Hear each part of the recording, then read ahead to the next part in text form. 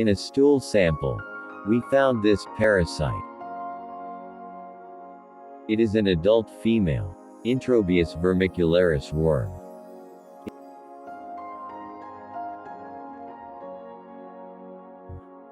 If you see clearly,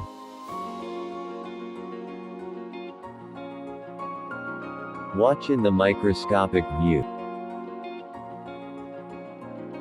You will see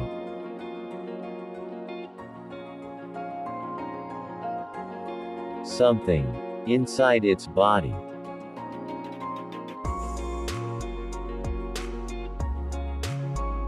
That its gut is full of hundreds of eggs.